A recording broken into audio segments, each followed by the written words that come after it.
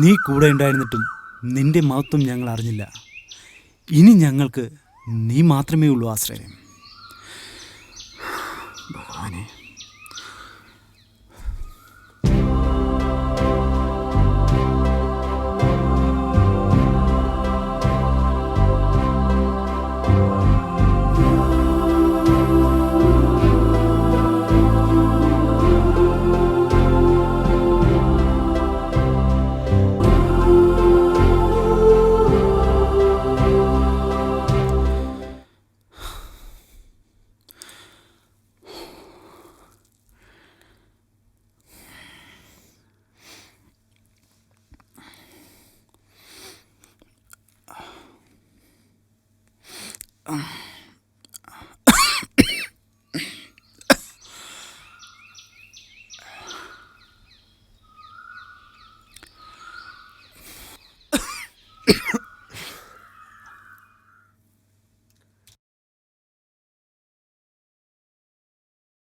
മനുഷ്യ, നിങ്ങൾ ഇന്ന് പോകുന്നില്ലേ?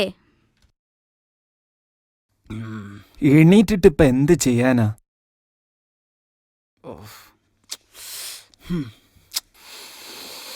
നിനക്കൊരു കാര്യം അറിയാമോ? ഞാനൊരു ആട്ടോ ഡ്രൈവറാണ്, കളക്ടർ അല്ല. പെട്രോൾ കിട്ടിയിട്ട് 1 മാസമായി. ഞാൻ എവിടെ പോയി ഉണ്ടാക്കണം? നീ പറ. നിനക്കറിയാലോ, ആകെയുള്ള വരുമാനം ആട്ടയായിരുന്നു. അതും ഇപ്പൊ ഇങ്ങനെയായി. ഞാനിപ്പോ ഇനി എന്ത് ചെയ്യണം? ഓ, അതല്ലേ ആ പഴയ വീട്ടിൽ കൊണ്ടിട്ടിരിക്കുന്നത്. തുരുമ്പെടുത്തോ ഇല്ലയോ എന്ന് പോലും പോയി നോക്കാറില്ല. അതിന് ഞാനിപ്പോ എന്ത് ചെയ്യണം? തലയിൽ ചുമന്നുകൊണ്ട് നടക്കാൻ പറ്റുമോ പെട്രോൾ ഇല്ലാതെ? നിങ്ങൾക്കൊരു അച്ഛനുണ്ട്. നേരം വെളുക്കുമ്പോൾ തെണ്ടാൻ വേണ്ടിയിട്ട് അങ്ങ് ഇറങ്ങിക്കോളും. സമയത്തിന് ഉണ്ണാൻ വേണ്ടിയിട്ട് വരാനായിട്ട് ഒരു കുറവുമില്ല. അത് കൃത്യമായിട്ട് എല്ലാം നടക്കുന്നുണ്ട്. എല്ലാം കണക്ക് തന്നെയാ.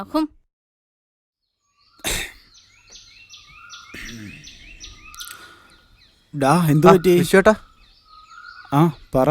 ഒന്നും പറയണ്ട വിശ്വേട്ടാ. വിശ്വേട്ടൻ അറിയാലോ, ഞാനൊരു കമ്പനിയിൽ ഡ്രൈവറായിട്ട് ജോലി ചെയ്യുന്നു. അതെ, പെട്രോൾ കിട്ടാനല്ലോ വിശ്വേട്ടാ. വണ്ടി എടുക്കാൻ നിവൃത്തിയില്ല. എങ്ങനെ ഇവിടെ ജീവിക്കുക? കുടുംബത്തിലാണെങ്കിൽ ആകെ പ്രശ്നവും. എൻ്റെ ജോലി ഇവിടെ പോയി വിശ്വേട്ടാ. സമാധാനപ്പെടുക. വാക്കീറിയ ദൈവം അന്നത്തിനും മുട്ടിക്കില്ല. ശരി വിശ്വേട്ടാ. ജോലിയില്ലാതെ ഒരു സമാധാനവും ഇല്ല. ദേ വരുന്നു നിങ്ങളുടെ അച്ഛൻ. തെണ്ടൽ കഴിഞ്ഞ് നേരത്തെ ആണല്ലോ. മോളെ, നീ പറഞ്ഞില്ലേ ആ തെണ്ടൽ? ഞാൻ എവിടെയാ പോണേന്ന് നിനക്ക് അറിയണമല്ലേ? നിങ്ങൾ വാ വാ.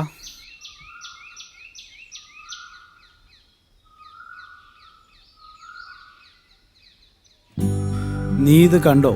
ഇതാണ് സോളാർ. നീ പെട്രോൾ ഇല്ലാന്ന് പറഞ്ഞു കൊണ്ട് കളഞ്ഞിരുന്ന സാധനം ഇത്. ഈ ഓട്ടോ നിനക്ക് ഇത്രയും നാൾ അന്നം തന്ന സാധനം. ഞാൻ എഞ്ചിനീയറോ പഠിപ്പോ വിവരമോ ഒന്നുമില്ലാത്ത ആളാണ്. ഞാൻ എൻ്റെ ഫ്രണ്ട്സിനോടും അറിയാവുന്നവരോടും ചോദിച്ച് ഈ ഓട്ടോ സോളാറാക്കി. നിനക്കിനി പെട്രോളിൻ്റെ ആവശ്യമില്ല ഈ ഓട്ടോ ഓടിച്ച് ജീവിക്കാൻ.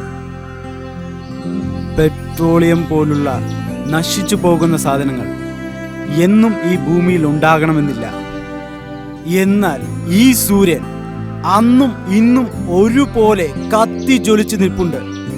അതാണ് സത്യം. അതാണ് സ്ഥായിയായത്. അച്ഛൻ എന്നോട് ക്ഷമിക്കണം. അറിവില്ലായ്മ കൊണ്ട് ചെയ്തു പോയതാണ്. എല്ലാം മറന്ന് ദയവായി അച്ഛൻ എന്നോട് പൊറുക്കണം. അച്ഛൻ എന്നോട് ക്ഷമിക്കണം. ആ കഴിഞ്ഞത് പോട്ടെ. ആ സാരമില്ല. ഇനിയെങ്കിലും സന്തോഷത്തോടെ ജീവിക്കുക.